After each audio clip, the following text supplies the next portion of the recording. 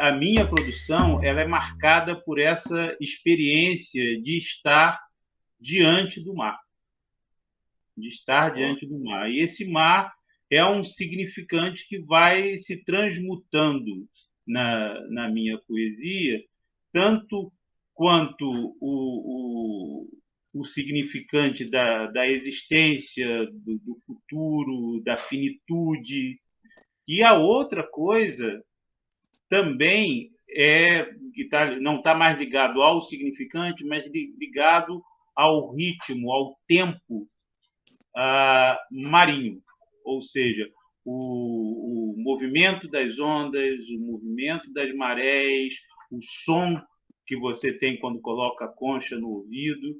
Isso porque, para mim, a poesia ela é uma tensão dialética entre significante e tempo. E são essas duas coisas que são trabalhadas na minha poesia. O significante do mar e o tempo, no sentido do som, né, do sentido do ritmo, né, que o mar proporciona. Quando eu lido com a fotografia, é a mesma coisa. É o significante mar e o tempo marinho que estão ali. A minha fotografia ela é muito ligada, né, a imagens que são imagens de paisagem, tentando sempre pegar aquele detalhe que não é visto. E, além disso, tem a outra questão, que é a questão da minha origem proletária. Eu sou filho de operário nordestino, que veio para o Rio de Janeiro e para Cabo Frio para trabalhar na construção da Álcalis. Lá ficou como um operário de baixo escalão, porque ele era semi-alfabetizado. Cresci num bairro operário. Mas é uma coisa interessante, né? Um bairro operário em Cabo Frio é uma coisa diferente, né? Um bairro operário em Cabo Frio é um bairro no meio da Restinga. Eu tive essa vantagem na infância. A minha infância foi uma infância passada na Restinga, na lagoa, pescando camarão com rede de saco de batata, colhendo caju. O maremoto são duas ideias que estão ali. A que eu acho mais forte para mim é a ideia da recorrência.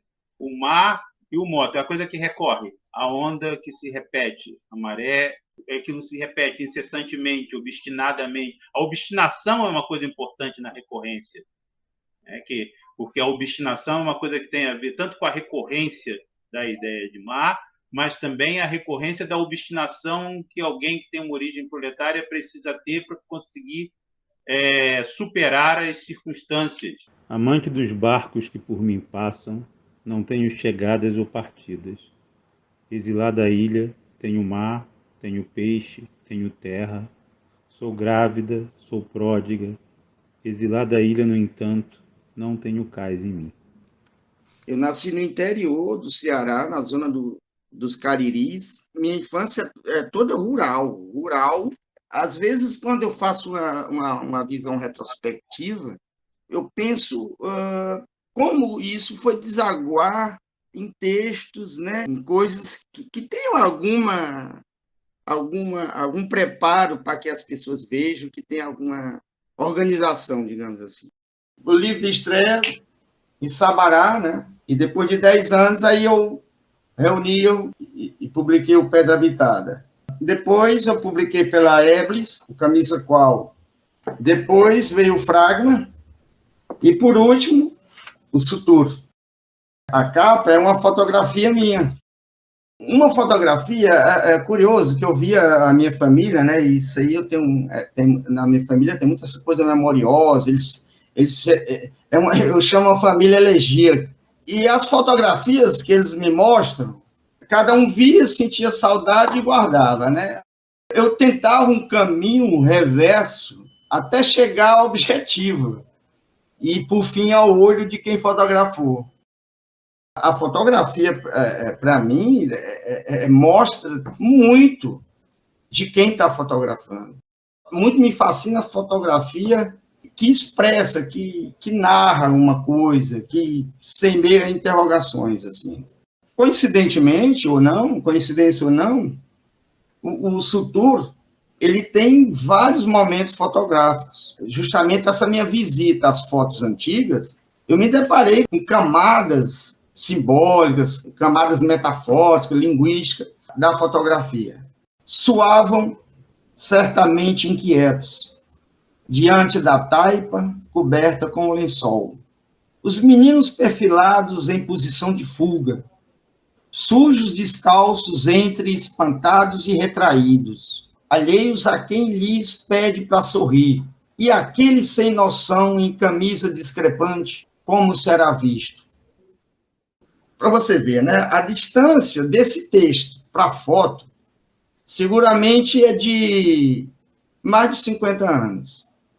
E o que é que me interessa? É o detalhe eloquente, o detalhe estridente, que eu pego aquele detalhe e aquilo ali vai resultar num ou dois poemas. O que eu procuro, tanto na poesia quanto na fotografia, é o esvaziamento do significado, de modo que os significantes possam produzir significações que são absolutamente novas. E essa significação ela advém do meu trabalho com o trabalho de quem vai ver ou de quem vai ler. Por isso, a preocupação com o detalhe, porque é uma desrealização da coisa. E aí a possibilidade de realizá-la de maneira diferente. A fotografia, para mim, ela não se confunde 100% com imagem nem com narrativa. Devido à tensão entre a própria forma e a imagem da forma, ela se propaga, a meu ver. Entrou no detalhe uma narrativa, uma nova coisa, uma nova visão. O livro, para mim, ele não é construído como narrativa, como a fotografia também não, é construído como composição. E qual é o objetivo? Né? É que ela tenha efeito, né, produtor na imaginação criativa do outro. Não existe uma relação de complementaridade ou de narração ou de explicação entre teoria e texto. Mas aquilo que a gente procura, pelo visto eu e o Rolim juntos, seria aquela composição dialética de que fala o Eisenstein, em que você coloca as coisas que se contradizem e que se tensionam e que elas produzem uma significação que está para além da imagem, para além do texto. Isso é possível de criar uma terceira coisa. Eu trabalho com ciência, né? E eu costumo dizer que a ciência é a forma de linguagem, né, mais submetida à égide do significado. A função da linguagem na ciência é trafegar comunicados, trafegar informação. E não à toa, a ciência é o braço mais forte do capitalismo. A ciência é aquilo que existe para poder desenvolver os meios de produção e aumentar a mais-valia. A poesia é a anti-mais-valia por excelência. Porque a poesia ela rompe com o compromisso do significado. A linguagem científica ela é subserviente. A linguagem poética ela é subversiva.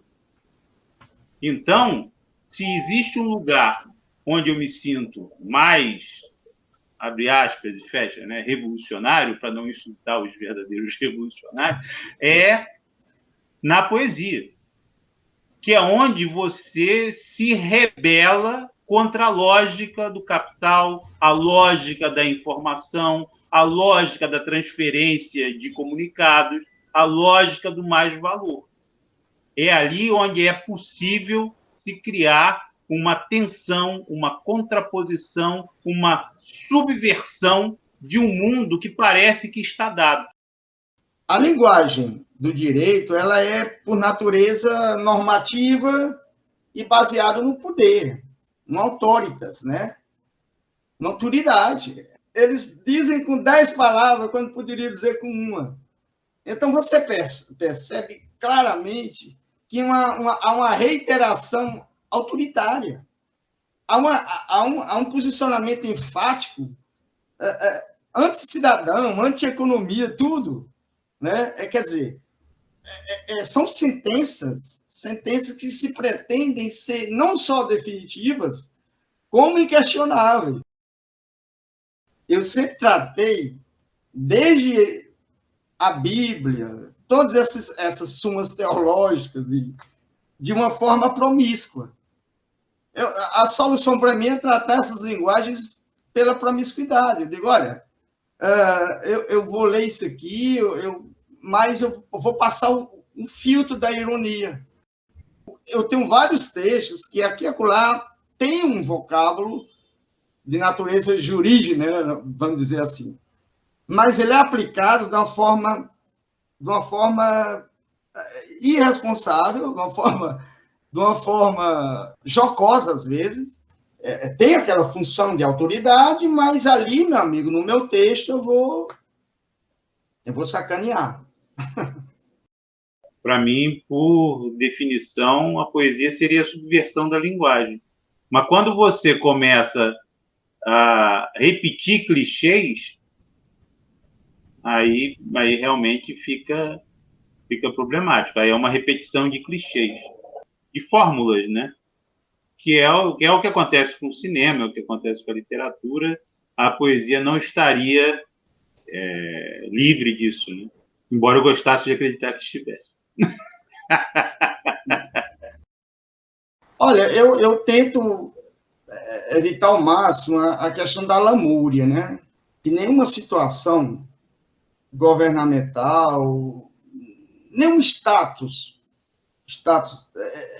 vai ser confortável para quem mexe com linguagem, com esse trabalho contraproducente, digamos assim, não edificante no sentido moralista, né? Mas veja bem, se eu pensar só assim, eu estou construindo até um muro para ficar em cima, né? Comodamente em cima, numa situação, né? Num contexto quando não cabe.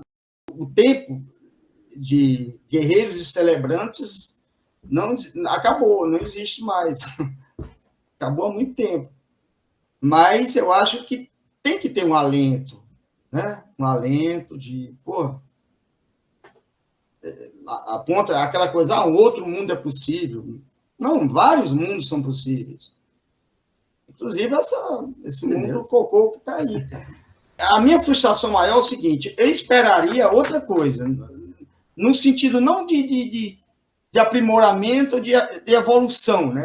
Eu não gosto muito dessa ideia de evolução, mas de algo que supere, de uma forma positiva, algo que já está em vias de passar. E não foi isso que aconteceu. Muito pelo contrário. Para mim, não me choca o fato de nós termos o governo que nós temos. Foi um maremoto, foi um evento extremamente orquestrado. O que está em jogo é a luta de classe. A burguesia não tem o mínimo de caráter, então não interessa para ela. As pessoas esquecem que o nazismo era capitalista, que o fascismo era capitalista, que todas as ditaduras latino-americanas eram capitalistas. O capitalismo não tem um mínimo de escrúpulo para apoiar o terror, para poder fazer passar os seus intentos. Então, ele apoiou, entrou nesse barco e está apoiando porque você tem um avanço neoliberal e esse governo serve a isso. Esse embotamento criado por essa maré, por esse maremoto de extrema-direita que rolou aí, que está rolando, ele gera um certo esgotamento. E um embotamento a ponto de a gente não saber qual a prioridade e qual a urgência. Talvez, às vezes, a resistência, ela usa ferramentas, a meu ver, é uma crítica que eu coloco, ela usa ferramentas muito simbólicas. Não menos significativa, mas às vezes o momento talvez não seja de privilegiar tanto símbolo.